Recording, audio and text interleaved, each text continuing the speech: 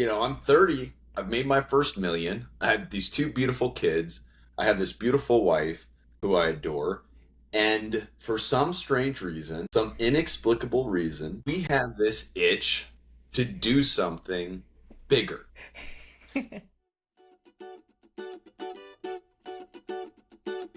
Welcome to Veggie Doctor Radio. I am your host, Dr. Yami, board-certified pediatrician, certified lifestyle medicine physician, certified health and wellness coach, author, speaker, mother, wife, and human being.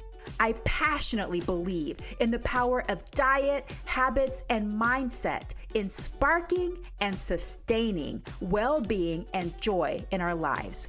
This podcast combines expert interviews and thoughtful monologues to explore plant-based nutrition, lifestyle medicine, parenting, mindset, and other exciting and fun topics. I hope that these episodes inspire you, uplift you, and equip you with the knowledge and tools to live your best life. Are you ready to get started? Let's do it.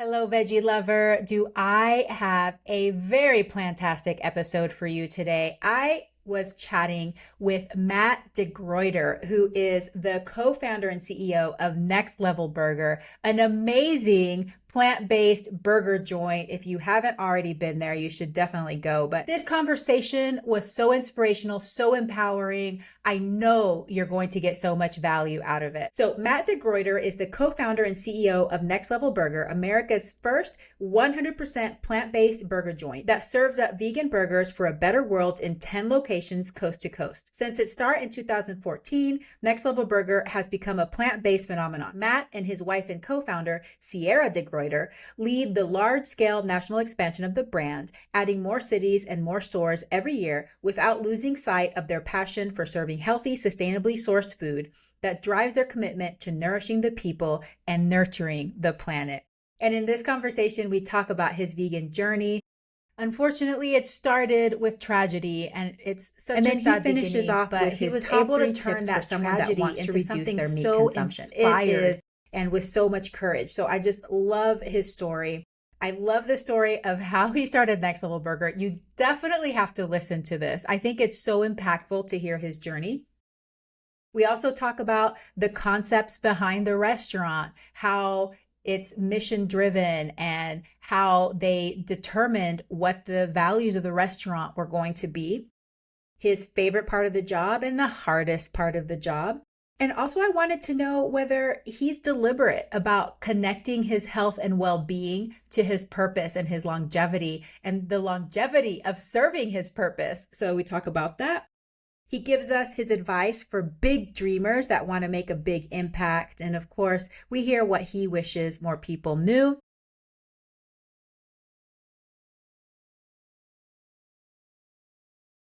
Really good. I know you're going to love this episode and get to know and love Matt as well. Thank you so much for my return listeners. Love you so much. I'm so grateful for you. And welcome to all my new listeners. It is so nice to have you. I hope you enjoy this episode. Take some time to browse the other episodes that we have. And if you feel called to it, please share this with someone that you think may benefit from it. And now let's welcome Matt de Gruyter. Matt de Gruyter, welcome to Veggie Doctor Radio. It's such a pleasure to have you on. Thank you, Dr. Yami, like mommy. It is so nice to meet you. I'm really excited for this interview today, and I love your background. It makes me want to hang out with you. Thank you. Yes, I love color. I want to always be surrounded by color and brightness and rainbows and unicorns. So that's the kind of magical world I live in. Dr. Gruyter, at least a couple of Dr. Gruyter's works on the left. How Not to Die, How Not to Diet. Some of my favorite books, a fiber-fueled cookbook. Yeah. My friends, the Sherzais, their book, The Alzheimer's Solution. So yeah, lots of good stuff on my bookshelf. Love it. Love it. All right, Matt, I want to hear about you. I'm so excited about this. And before we started recording, Alejandra, my podcast producer, and I were talking about how much we love Next Level Burger. And of course, I started Yep. salivating and I can't wait to have your food again. But I want to start from the beginning because before you even had the concept for this restaurant, you had to have your own personal transformation journey. So tell me about your vegan journey. Was it a difficult transition and how did it affect your friends and family? So for me, my journey was one that I did not anticipate in any way, shape, or form. I grew up on a 100% not plant-based diet. My mother was an amazing cook, roasts and pork chops and mashed potatoes with as much dairy as you could possibly get into a plate. And it never even crossed my mind that you would be a vegetarian, let alone what I would come to understand as a vegan. And into my late 20s, I was eating upwards, and I kid you not, 10 pounds of red meat a week. My idea of a healthy, good for you, vitality promoting dinner was a 16 to 24 ounce porterhouse, a big salad. I'm not, and almost every night. I mean, at this point, it's a disgusting sort of amount of meat. But at the time, I was proud of it, right? I felt like this was the diet that I would thrive on. And so, I had grown up playing sports. I had joined the Marine Corps out of high school. Athletics and being physical was how I was raised. My dad was a triathlete and a track runner and a basketball player. And we did everything, right? Mountain biking, rollerblading. And yes, I'm talking 1992, Blades of Thunder style rollerblading. I had equated, like many, particularly guys of my generation, vitality and athleticism and testosterone with lots and lots of meat, particularly beef. I mean, at the time, I steered away from chicken because I felt like it wasn't quite manly enough. Oh my goodness. I know, I know. It's almost embarrassing at this point to say, but it's true. But in 2010, I had a really difficult catalyst in my life. My mother, who I adored deeply, amazing mom, was diagnosed for the second time with breast cancer. She had been diagnosed with it when I was a teenager, and at 15, my younger brother was 13. She was not supposed to make it, and she beat it back. Really, really difficult road. But she said after 2 years of chemotherapy and radiation and another year plus for the reconstructive surgery process and a lot of pain and suffering, she said, if it ever comes back, like, I'm not doing this again. Mm. And so 10 years later, after beating it in 2000, in 2010, it came back. And we found out that not only had it come back, but it had metastasized throughout her entire upper body. And we found out, and I was holding my mom's hand. She passed away less than 2 weeks later. Oh man. So it was brutal. She passed on June 20th, and at the far too young of age of 56 years old, I watched my mom take her last breath, right? And so I'm understandably pretty crushed at this moment. My son was turning 3 4 days later, and I was at his birthday party, and we were, of course, trying to have a great birthday party, bright background, like what you've got going on, Dr. Yami. But I was looking across, and I remember it really well. I was looking across the breakfast table where we were having the party and the cake and the balloons and the bright colors. And I was thinking, man, I want to see this kid grow up old. And what was happening in the background of the previous few months is that my wife, who had decided to become a vegetarian the year before, which, I know this sounds strange, Dr. Yami, but I didn't even know a vegetarian my whole life until my wife decided to become one. And I had told her at the time, I'll support you. I love you. She felt really a strong level of conviction about it. But I said, don't try to guilt me into becoming a vegetarian because it ain't ever going to happen. Right? Famous last words, particularly from a husband. And so, as she had continued her journey about being a vegetarian, she had started flirting with this really weird term, vegan, right? And I've just felt like we had gone from, sanity to insanity because I got the vegetarian thing, right? You don't want to eat animals, I get that, but milk, eggs, come on, what's the problem with that? And so she had bought a number of books. We're both voracious readers, love to learn. That was actually what we originally sort of got interested in each other over. Was we love to read and we love to learn, and we kind of intersected in our early 20s that way. But she had bought books like The China Study, Dr. Caldwell Esselstyn's How to Prevent Reverse Heart Disease, and funnily enough, The Kind Diet by Alicia Silverstone, right?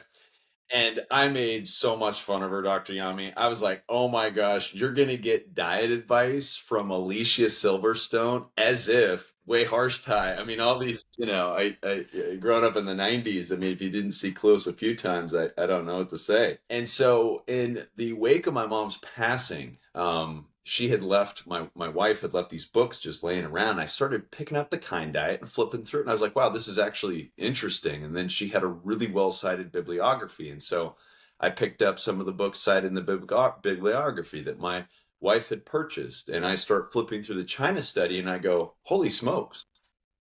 Like, this is powerful. This isn't some sort of philosophical mumbo jumbo, right? To quote Nicolas Cage, this is science.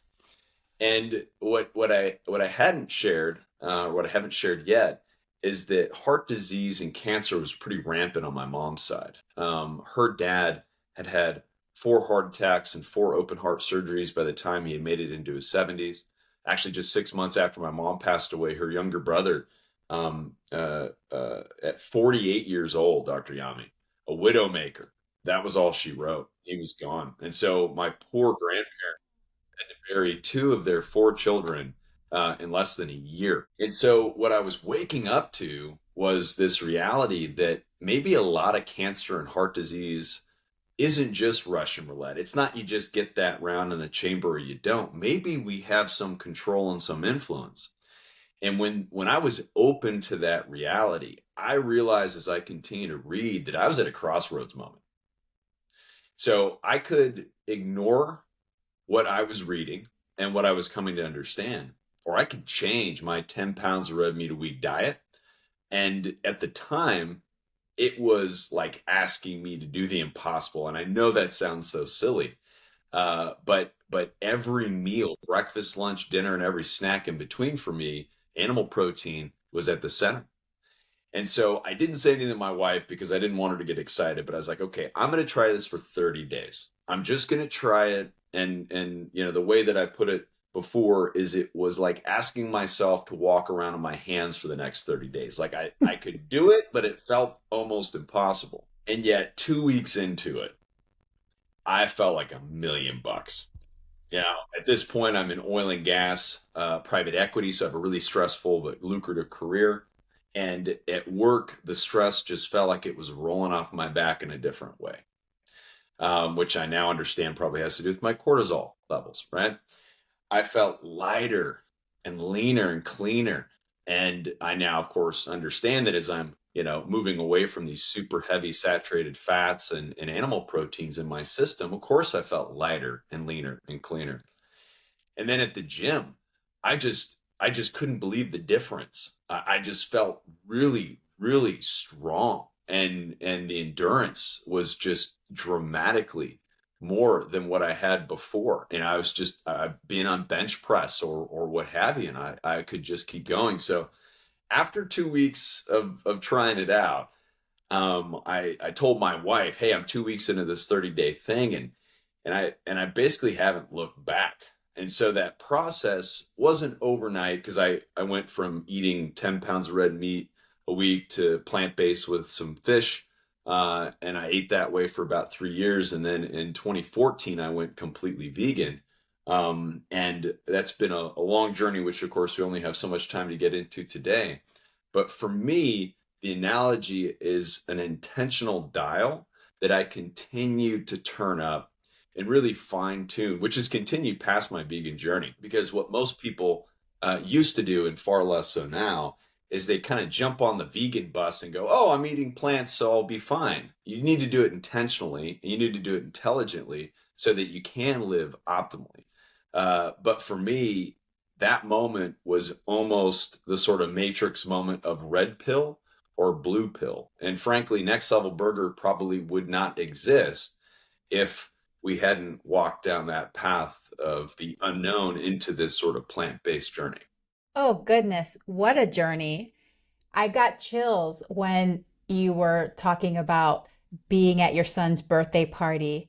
And that was your soul talking to you, saying, Yeah. hey, bud, what do you want in this life? Yeah. What is your why?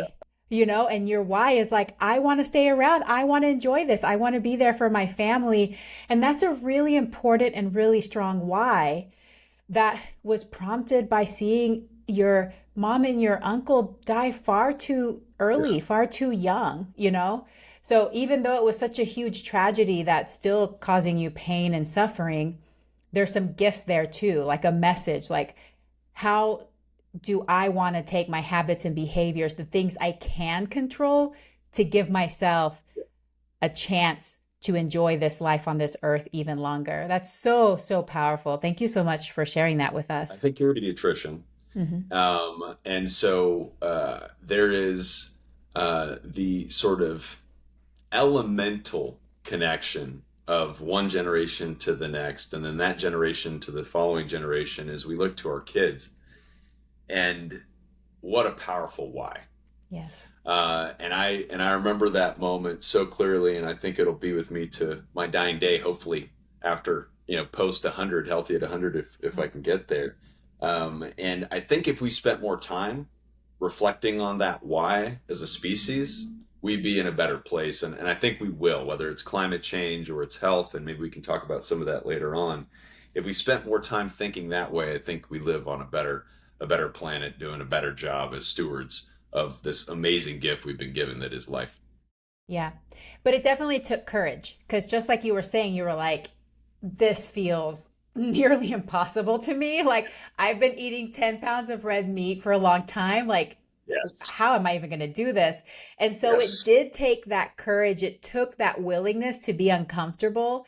And I love your story. It's very similar to mine in some ways, because I also did the 30-day thing. And I also read The Kind Diet at the beginning of mine too. So Alicia Silverstone, I think she's like in a lot of people's stories somehow. But yeah, it was one of those like, funny. Well, what do I have to lose? Just try it and see. And if it's a disaster, you can always go back to what you were doing, right? So I love that experimental approach, because it puts less pressure on you to just be like perfect, or say, I'm just going to do this forever for the rest of my life. It doesn't feel so permanent, Yeah.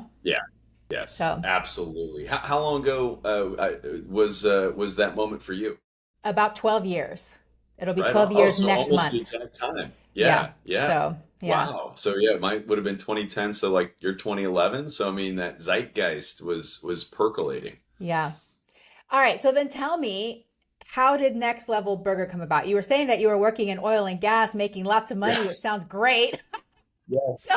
So then you go and you're like, let me risk things on starting a restaurant, which I always hear is risky. I have a dream of having a restaurant eventually. So I think that's one of those things that requires a lot of courage. So tell me, where did that come about? Or insanity, Dr. Yami, or insanity. Maybe in equal measure, both. So I shared 2010 was this sort of intersection for diet. And at the time we only had my son, who was 3. But in 2011, we welcomed our daughter into the world. And what had happened between my mom's passing and my daughter coming into the world is my wife and I had basically, she'd already gone vegan, and I had pretty much gone vegan with a little bit of fish here and there. And so we raised our daughter vegan. And ironically, one of the biggest concerns that my mother had with my son is that he refused to eat meat, period.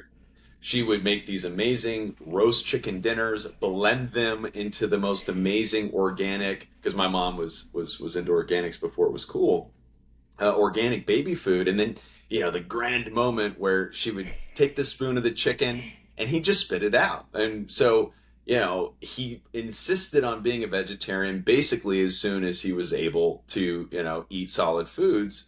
And our pediatrician assured us that he'd be fine. You can basically feed kids anything and they'll grow like weeds. And so it was a really natural transition for everybody else except for me. And for my daughter, she was carried by a vegan and came into this world a vegan. And so our family kept walking down this path of eating plant-based, eating organic, eating non-GMO. And I actually started my plant-based journey in Dallas, Texas, right? State capital of the United States, only probably second to Buenos Aires in Argentina in the world for steak.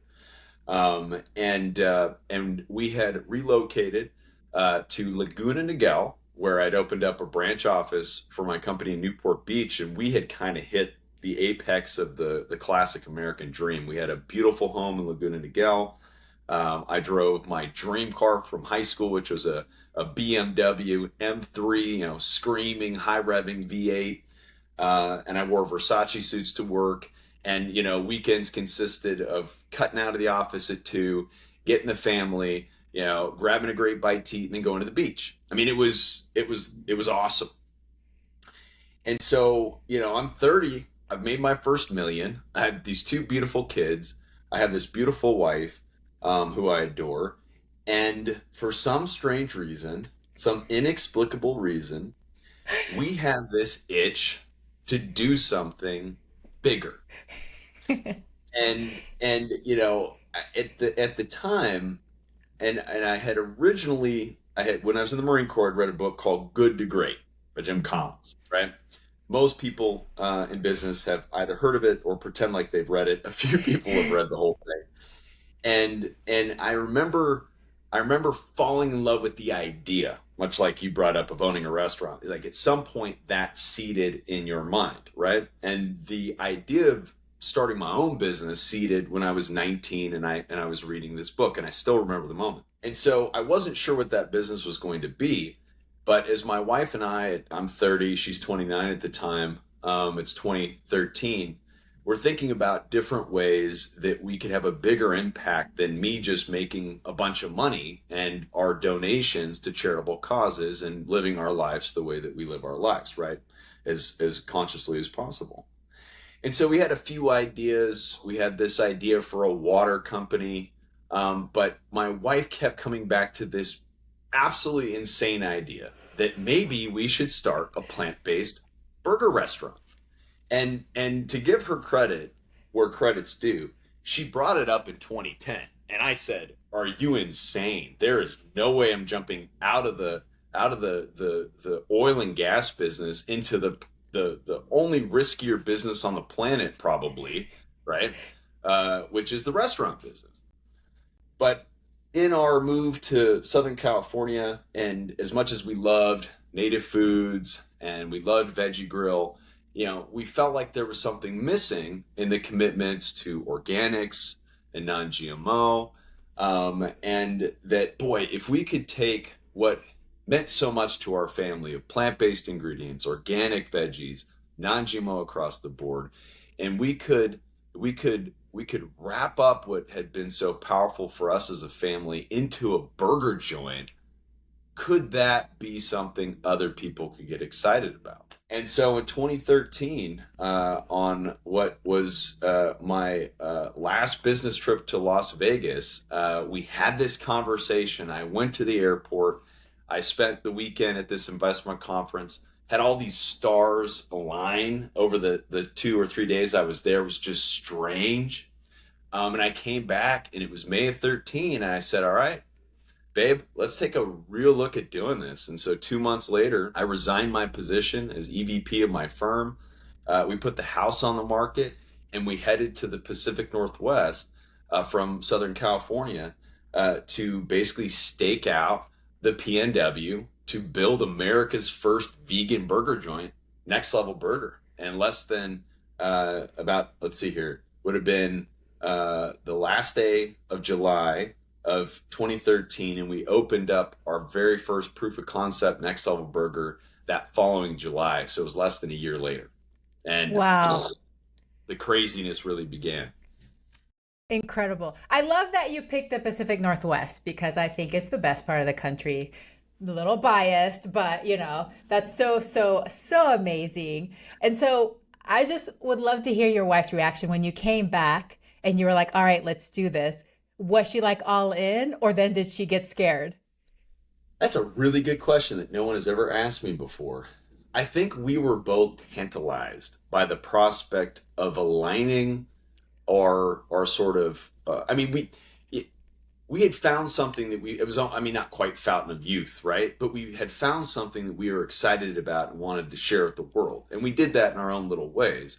But then that was married with this idea of something that could really be something and could really make a difference. So I think we were both super nervous. I've been rarely more stressed in my life than I was because Dr. Yame, there was this part of me that was like, are you insane? You have two kids, both of them are under six, one isn't even two. You're making a ton of money. You live in one of the most beautiful places in the world. What is wrong with you? And so I think it was equal measure excitement and terrified. The sense that I had at the time was like my wife and I were getting into a boat with our kids in the back and setting off to sail on an ocean that we had no idea what was on the other side of. I mean, it was just a complete blank, like no map, nobody that we'd spoken to before that had been to this country on the other side of this body of water. It was quite literally the great unknown. And so either insane or inspired or some combination of the two was where we found ourselves as we kind of took that first big step. Yeah, I like to choose inspired. I really think, I mean, I love your story because everybody thinks the ultimate dream, right, is to make a bunch of money and have the BMW and have the big house and take off early at 2 p.m. on Fridays. And what more would you want? What more would you Exactly. want, right? But obviously, your soul was like, this isn't it. Yeah, this is great. And you can be grateful for it and you can enjoy it, but this isn't it. There's something out there for you that's bigger, that's more aligned with your soul's journey. And you were listening to that. You started listening to that. And I love how y'all co-created and, talking about it. And then you're like, okay, let me think about that. And once you started thinking about it, you're like, yeah, I think this is the right path. And that's happened to me several times where it's super scary and seems like the worst idea ever. Like you're like, how is this even going to work? But there's something that has its hand on your back saying, it's going to be okay. I'm pushing you forward. It's going to be okay. I'm pushing you forward. And you're like, are you sure? Are you sure? Are you sure? Yes. So yeah, I love stories like that. That is so amazing. All right. So I want to switch gears a little bit and talk about, so it sounds like you did intend for it to become a chain from the beginning, correct? Oh yeah. Okay, Absolutely. that was going to Absolutely. be the way. And then Yes. tell me about what, y'all were thinking at the beginning as far as how you're going to position the Mhm. marketing for this restaurant. Was it that you were like, okay, we're going to focus on the environment? Is that something that y'all had discussions about? Like, we want to make sure we use this kind of wording, not this wording. We want to be as inclusive and not scare away people. I'd love to know about that process. So that's a great question and a big question. So let me break it into a few different parts. So there was the mission side of it, right? There was the brass tacks business side of it. And then there was the marketing side of it. And so, from the standpoint of my career up into this point, I'd worked for a few folks, had a couple of CEOs over a number of years, and good guys in a lot of ways, but I'd seen them in some ways, maybe less so, make decisions that were, maybe not quite cutting corners, but close, and it always made me uncomfortable because uh, at the end of the day, I believe in doing the right thing, especially when it's tough, right? And I've been Yeah. called to the carpet on that, and I've had to make some really tough calls in the last, 10 years since we set out on this journey where, it's been okay. Here's your moment. Are you going to do this? Are you going to do that? And so I realized that it was going to be really difficult for me to find an organization to work for that I felt reflected the more honor bound approach to building a business and to running a business. And so there was part of this where it was the alignment of, okay, if I can't find it, we're going to have to build it. And then we're going to have to hold ourselves to that standard. And Yeah. so when it came to approaching the way that we built NLB, we basically said, okay, if you were going to reinvent the burger joint for the 21st century with everything we know in the 21st century, what would it look like? And so for us, it was plant-based ingredients.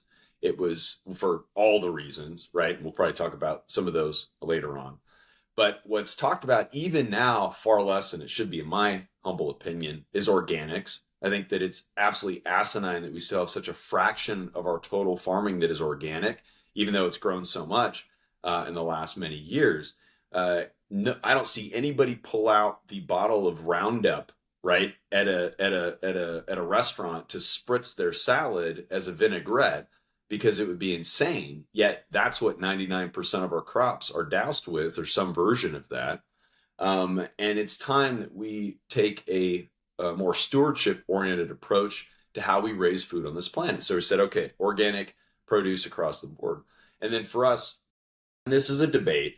When it comes to GMOs, it's a non-GMO policy because we feel much more like the European Union. It's one of these things where you have to prove something is safe over a long period of time, not say, well, you have to prove that it's not good for you before it's something that you don't include. And so we said, okay, it's plant-based, it's organic, it's non-GMO. And then it wasn't, I don't even think, a concept at the time. We said, okay, living wages, what became known as that, we believe that it's not the guest, the customer is always right. We believe that we need to start with our team members and treat them well and compensate them well and give them a mission. And so what was that mission? That mission was to fundamentally disrupt what the burger joint concept meant for America, right? And what if you could reinvent that all-American burger joint at scale, right? I mean, think about the billions of dollars in McDonald's that flows every single year. What if you could just change a percentage of that? The burger joint business in America is a $121 billion a year business. It's a lot of burgers. So, we felt like, okay, if we could step in and over a, certain undetermined period of time, if we could capture just 1% of that and make that what our business would be, what kind of impact could that have? And we're certainly not there yet, but just in the last so many years, we've stopped over 55 million pounds of carbon emissions from going into the atmosphere, over 2 billion gallons of water. I mean, this is the sort of carbon emissions that would take almost 1 billion birthday balloons to fill, right? Or 3,000 Olympic-sized swimming pools. And we're just getting started on our journey. And so for us, it was, okay, here's the sort of structure of that business. Here's the mission, right? And there are all sorts of offshoots to that, right? Public health was the first one. Climate change became the second one. The third one was animal rights. And I think it's a travesty the way that we're treating other animals, because whether people want to admit it or not, humans are animals too. And the sort of horror that is factory farming, that really was illuminated for me when I met Gene Bauer from Farm Sanctuary after we started Next Level. And then the last piece is the marketing angle. My wife had drugged me into so many weird and strange, vegan or vegetarian places in California and Oregon and Arizona. I was pretty convinced that if this guy, this 27-year-old moron, right, who thought that chicken wasn't manly enough to eat but occasionally, if this guy could see the light, that others could too. And it was going to be really important that we had a broad mainstream appeal that was not overly female oriented. Now, we weren't going to go all gym bro either, because then you're just committing the same sin in the other direction. We wanted a brand that was going to embrace as many of the people out there as possible, that was going to be as inclusive as it possibly could be. And that's one of the reasons that early on, we used to lean away from use of the scary word back in the day, vegan, because so many of us had really weird associations with it. I still remember the first 2 vegans I met. Very nice people, Man, they were weird. I mean, I remember thinking, wow, because it was at a wedding, and it was the brother of the groom and his partner, and I remember, thinking that they were two of the strangest people I'd ever met, and that was that sort of association with vegan. And so we leaned hard into being America's first 100% plant-based burger joint. And that's something that we've stepped away from and toward over the last few years, because vegan has moved from judgmental and super preachy to sexy and healthy and vitality and sustainable, and which we loved. And of course, the all-American vegan nomenclature is probably our biggest branding initiative of the last several years, because we're talking about a new America. We're talking about an America that's about inclusivity, that's about sustainability, that's about stewardship.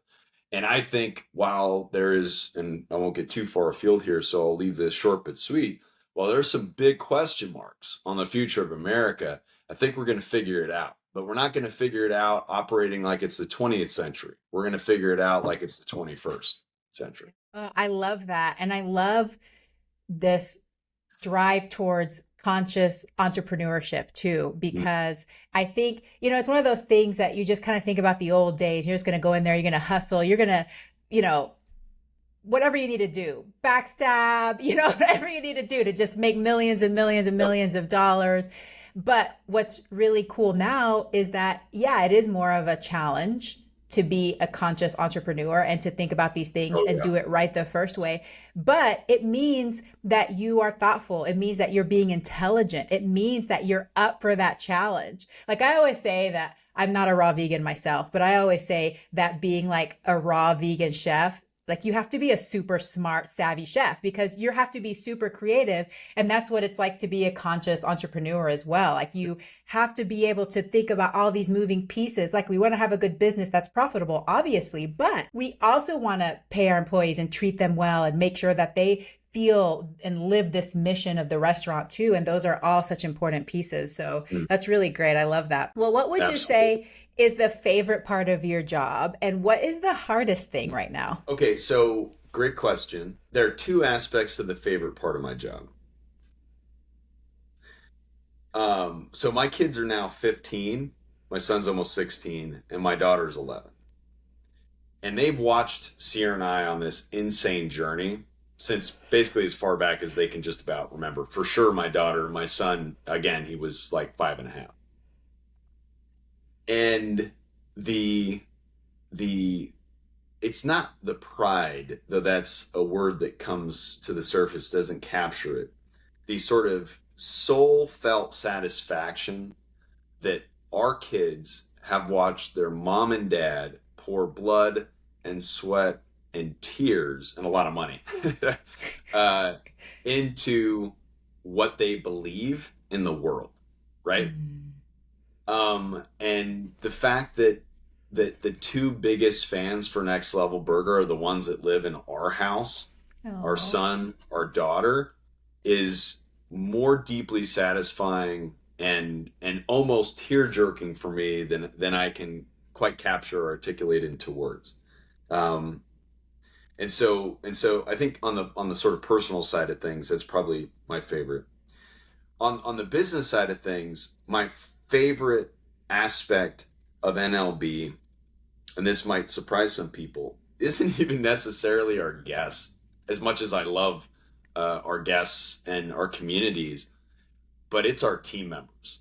I mean, I've got leaders who have fought the good fight with us for years now, that started with us as early 20s, not sure what they were going to do, attracted to some aspect of our mission, and now they're leading, their fellow team members, and they've changed their lives, and they've bought their first car, or they've rented their first apartment, or they've bought their first house, and they've been able to do that growing alongside Next Level Burger and helping to fight the good fight for a more sustainable, more just future. And now we have a list of leaders in our organization that is ripe with people that have spent years of their career with us. And while we deal with, a certain level of churn for sure at the team member base, our leadership teams are people that I have known for years, and have watched on their particular personal and professional journey. And maybe this is a bit of the sort of American nostalgia, and we need to be careful with that because sometimes it can be tricky. But I so believe in a meritocracy, and the right parts of America that are why we've been able to even get to the point where we are with all of our issues, is that, man, this is one of the few places in the world where if you want to be a doctor, you can be a doctor. If you want to be an entrepreneur, you can be an entrepreneur. If you want to be a leader, you can be a leader. Now, you cannot be a doctor, right? You cannot be an entrepreneur, and you can be somebody that sits way back, right? That's your choice too.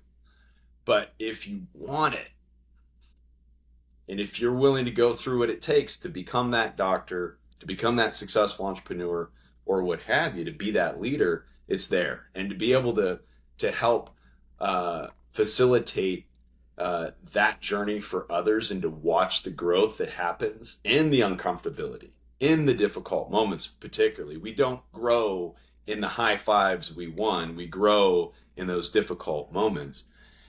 And I think that that's how our lives reach past, in the sort of concentric circles of the ancient analogy of a rock into the pond.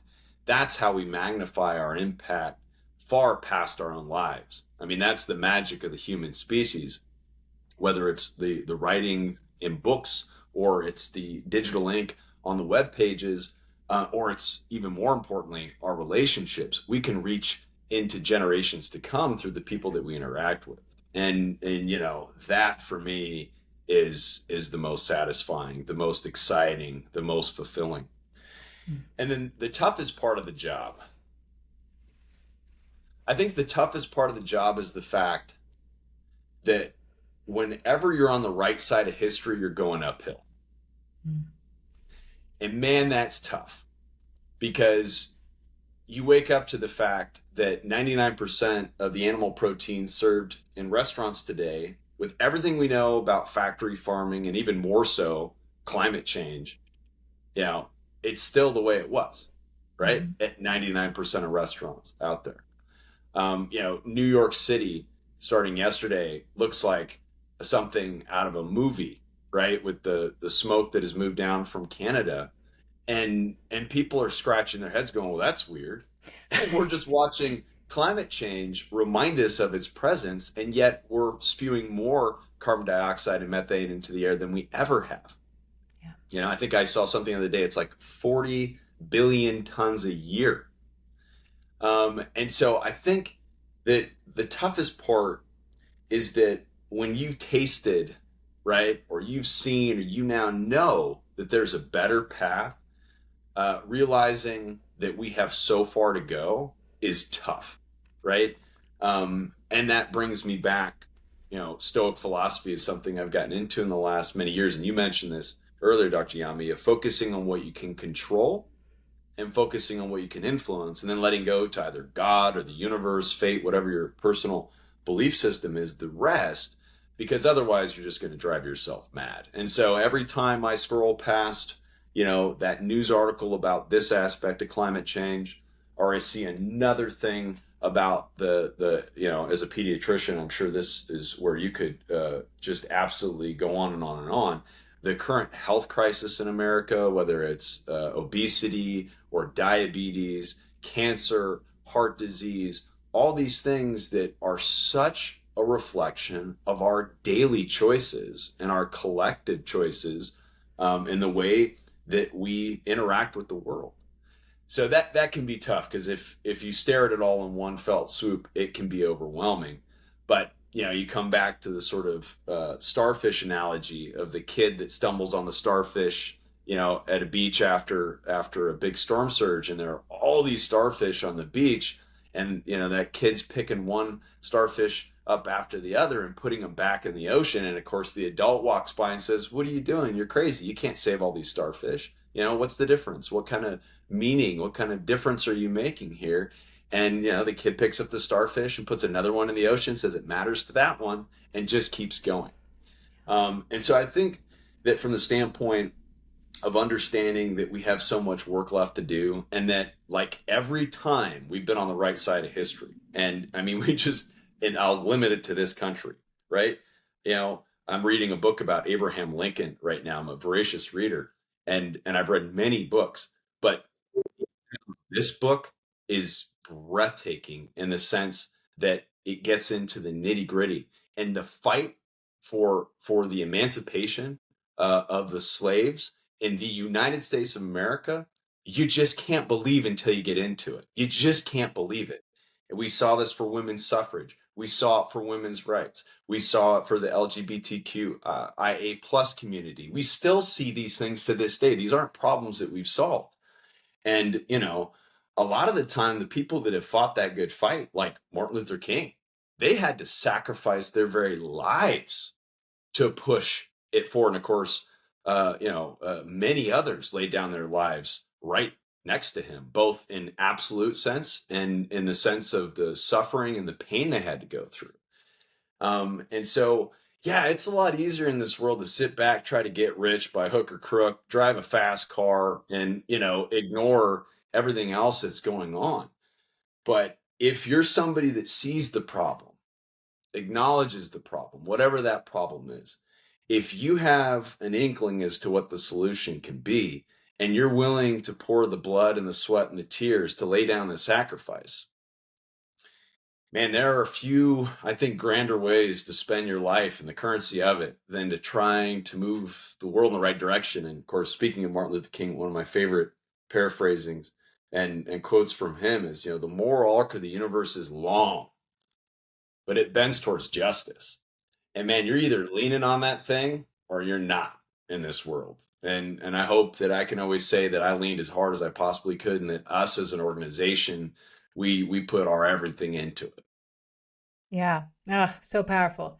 Well, you're my kind of person. I love it. You're obviously very mission driven, and I love how you are being a role model for your children because they have the permission to be Hmm. mission driven people, to Yeah. use their time on earth to make an impact if that's what they're called to do.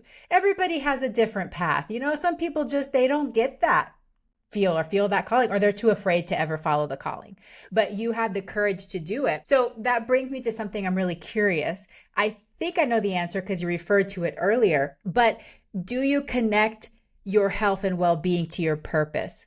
Is that something that you're intentional and mindful of? Are you thinking, all right, I want to protect this vessel because I want to have more time on earth, also to make an impact, not just to see your children grow old, but to Mhm. serve a certain purpose? Is that something that you ever think on or reflect upon? Yes. And that is the rub, right? In fact, going back to the Abraham Lincoln book that I'm reading right now, um, the the weight of being the president of the United States to the Civil War, they talk about constantly the difference. You see this in Barack Obama too, right? It's almost been a cheeky, funny thing. Before president of the United States, 1 year later, right? It looks like he's added 10 or It's like 20 20 years. years. Yeah, that's like good lord. And so there's that balance that if you're going to try to make a difference in the world can be tough to strike. And I've seen this in doctors that I know, like just getting through medical school and what you put your body through, your mind through, your spirit through. I've seen it in entrepreneurs, right? The blood, the sweat, and the tears doesn't come, 9 to 5, right? It's sometimes an overwhelming pressure. So for me, I have done my best because I have understood that my stress is going to be high, right? So I have done my best to focus on the things that matter most. And for me, the things that matter most are my family, it's my business, and it is uh, exercising, working out, taking care of my body so that I can do the best job at those two first things. Because if I get the business right and I screw up the family, I'll fail miserably, right? And I have married my family and my business so tightly that frankly, if my business fails, it's going to be really difficult for my family, right? Because we've gone in so hard on it, both from a money standpoint and a year standpoint. And so, okay, if those two things really go together in that order, and that third piece of exercise and nutrition and sleep and stress management, like I got to get that right. So for me, you know, working out is one of the most important parts of my life because it helps me to perform as well as I can as a family guy and as an entrepreneur. And so, I may be a little bit obsessed, if I'm being honest, with human optimization. I have, particularly for the last 6 or 7 years, gone further and further down the rabbit hole of maximizing health. At times, perhaps I am a more intense person and take things a bit too far, i.e., when I started drinking green tea, it wasn't, 2, 3 cups a day. I had 21 tea bags a day, right, of green tea. Because if 3 is good, 21's better, right? So I've got to balance my intense personality with the sort of wise protocol approach. But for me, the very first aspect of the plant-based vegan journey that led to everything else that we've talked about today was me wanting to be there for my son. And that has just grown over time as, I've brought that into how I approach being vegan, right? Because you can't just do it like I'm going to eat plants and everything's going to be fine. You have to do it intentionally, right? Just like if you're going to eat an omnivorous diet these days, you better approach that intelligently. When it comes to exercise, overtraining is something I ran into years ago. Didn't realize it, but I was. When it comes to the sort of building blocks of doing what you can do, right? I could get hit by a bus tomorrow. My vegan diet's probably not going to save me. But what I can control and influence about my nutrition, about my exercise, about my sleep and how I approach that, and to hopefully put myself in a position where I'm as healthy as I can be for as long as I can be. And just recently, I usually don't share the sorts of things like biomarkers and so on and so forth, though I track them consistently. I saw another article about tofu and, is soy good for you? And I had to post on it. And I got such a massive response because, I shared like where my testosterone tracks and my ApoB, my cholesterol, these biomarkers that in a person that one half of my family on my mom's side has rampant heart disease in particular, for my cholesterol to be like 123 and my ApoB to be, I think, 0.61, I need to look it up. Like, those are things to celebrate.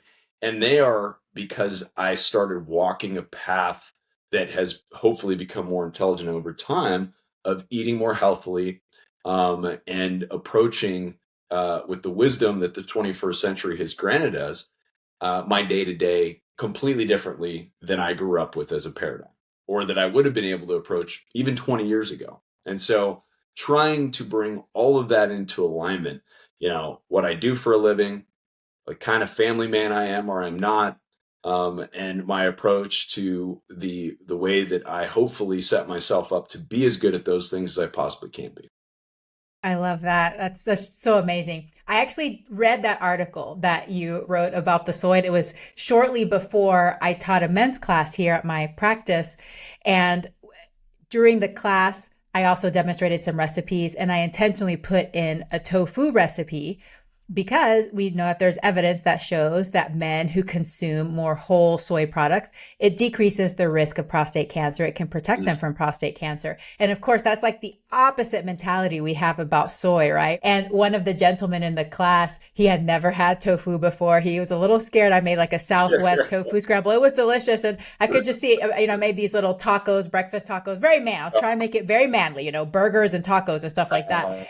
And, he was very skeptical. I think he ended up eating like 3 or 4 tacos. So it was a success, but he was really afraid. He was like, I've just never had it before. I don't know. I'm not sure if I'm going to like it. But yeah, I think we have to start changing that paradigm for people. And I love everything that you're doing.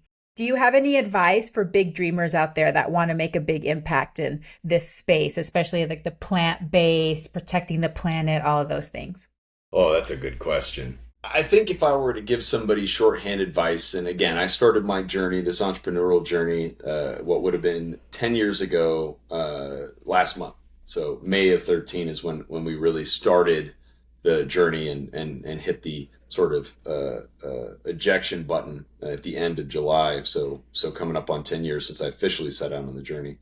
I think what I would say to someone else is be prepared for the road to be a long one and a difficult one. That it will be hard to do something that you believe in. That there are going to be the moments where you question your own sanity. And in funny and silly ways, like, gosh, I used to get out of here at 2 o'clock and go relax on the beach with my family. What am I doing here? It's 7:30 p.m. on my birthday, and I'm, putting out a fire, right? Literally a real memory.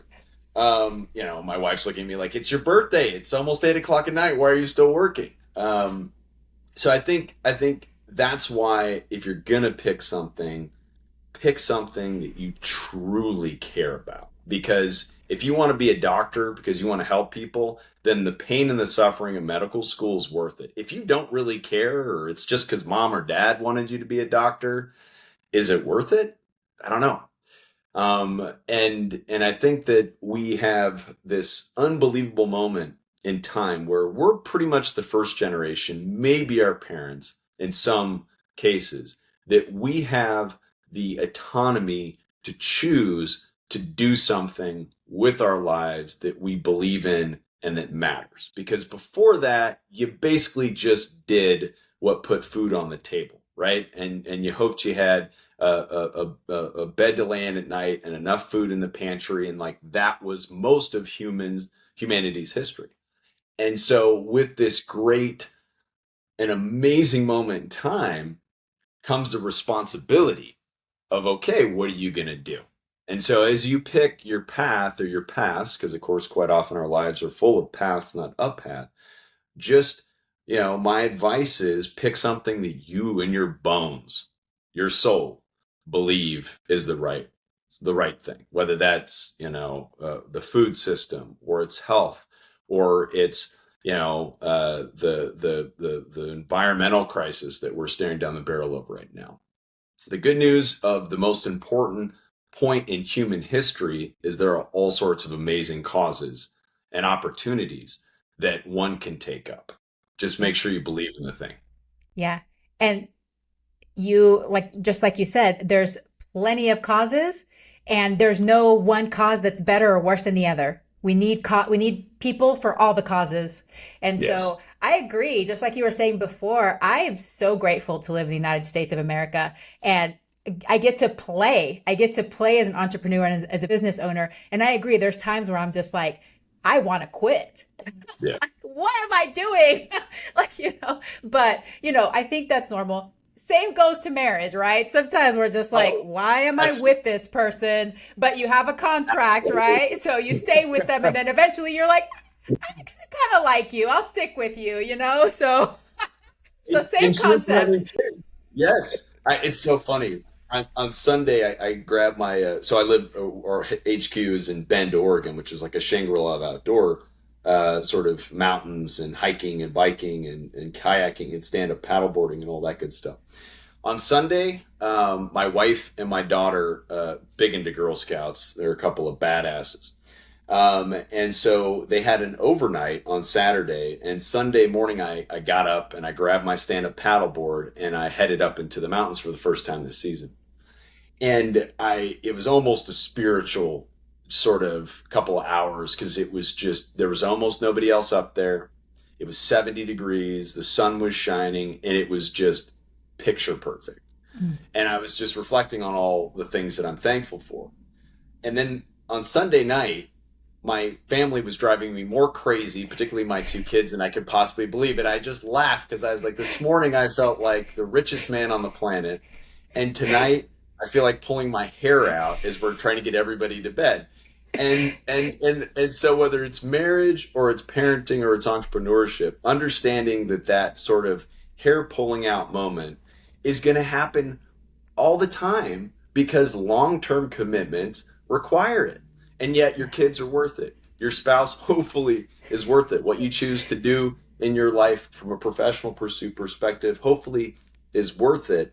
And I think that's something that we've kind of lost in our frenetic and short-term society, is that we expect stuff to happen in 30 seconds, and if not, we're on. And you better believe that it's a great marriage, or hopefully a great job at parenting, or building a great business or a great practice. That's going to take years. And settling in for that long marathon approach, that anything worth it's going to take. Yeah, so wise. Well, that being said, what do you wish more people knew? I wish more people knew that what they do matters, because one person or 1,000 person or 1,000,000 people or 1,000,000,000 people or 8 billion people making small changes makes a massive worldwide difference. And so I wish more of us were more aware that we count, right? Mm-hmm. And that the decisions that we make every day count. Because if we did, we'd use that a lot more, whether it was our voting with our dollars or our political rights, those small decisions that we make 1,000 times a day. And I hope at some point we wake up to that. We see this collective weight work for social media. We see it work in the lottery. We see it work in all sorts of ways where we can quantify the impact of a lot of people moving in the same direction. And I hope, and it's the reason that humanity's gotten as far as it has, is that we wake up to what we can do with that power when we use it for good. And if climate change does not elicit that response in us, it's probably going to be a moot point, because we're going to live on a very different planet. But I think we're going to figure it out. I think we're going to wake up to our collective weight moving in the right direction, making all the difference in the world for us as a species and the rest of the life that is living on this planet. And we're going to march into centuries ahead that are what will represent us as stewards, caretakers, not as dominators, right? Of each other and of the planet we get to share. And so as opposed to jumping on the first rocket to Mars, God bless Elon Musk, we figure out how we do this planet and we do it right. Yeah, it's worth it. It's worth it to protect her because she's beautiful, and I enjoy living here. So yes, and you know, unless somebody's got a planet B in their pocket, I mean, and that's the thing that I guess continues to blow me away, is that almost all of us have someone on this planet that we love, and if you're really fortunate, you have a lot of people that you love. And man, what could be more worth it than to help take care of the home that we all share in our day-to-day decisions? And so for us at Next Level Burger, we're trying to make it easy for people to choose wisely, and to choose from a spectrum of offerings, from whole foods plant-based to, you know, a more processed but still plant-based burger, wherever you're at on that journey. So if you're that guy that's like, ugh, tofu, I got something for you. You know, if you're somebody that's almost raw but not quite, I've got a Whole Foods organic quinoa mushroom, you know, patty that's going to knock your socks off. And so, you know, we're at 10 locations now. What could we do with 100? What could we do with 1,000? And doing our part? Well, hopefully we get a chance to see. Yeah, oh, that's amazing. Well, tell us where we can find out where Next Level Burger locations are, how we can connect with you, and maybe you could just tell us what currently is your favorite menu item. So I'll start with the last question first. My favorite menu item, which is funny because I used to eat pounds and pounds of all the meat analogs, but my favorite burger on our menu is our signature burger. It's one I just mentioned, organic quinoa mushroom. It's topped with organic avocado, garlic thyme mayo on a whole grain bun. And to this day, whenever I eat the burger, every single time it hits me and I feel so good after it, right? I'm just like, I don't know what it is about it, but it's just like the right fuel. And so I love that burger. We got lots of awesome, and I've eaten thousands and thousands and thousands of meals at NLB, but to this day, years later, it's still my favorite.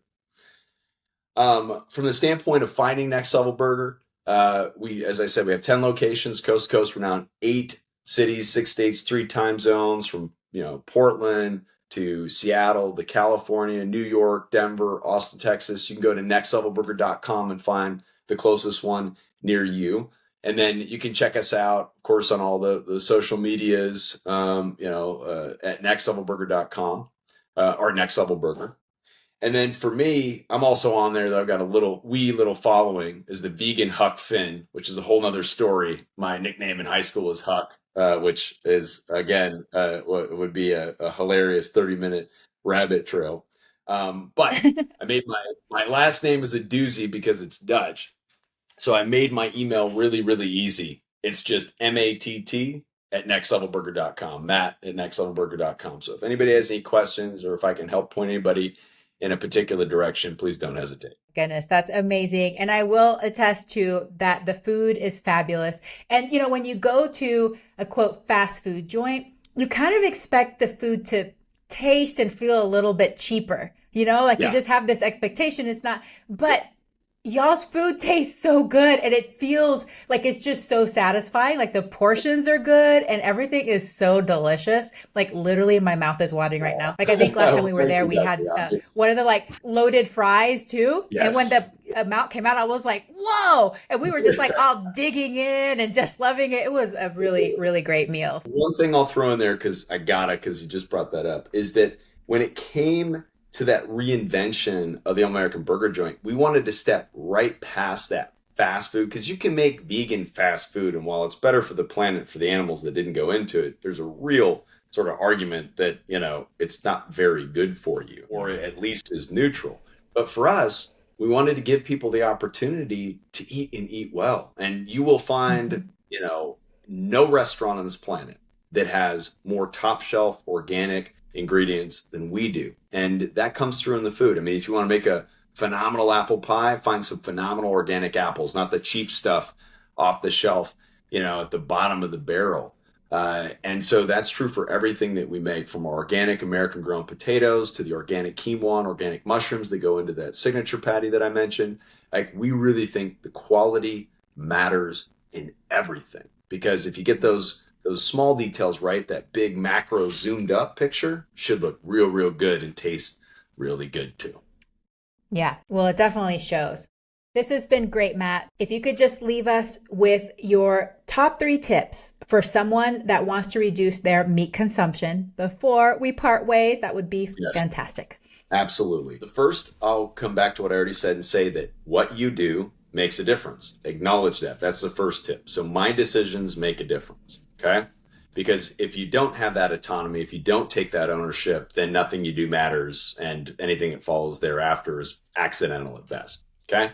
The second thing is, don't pretend like you're going to go vegan for the rest of your life. That's overwhelming for almost anyone. Take it a day at a time and find easy ways to replace something that you used to eat with something that's maybe new to you, or it's close, but a little bit different. And of course, that's where we like to come into play for Next Level Burger. Instead of going to Shake Shack, God bless you, Danny Meyer, go to Next Level Burger.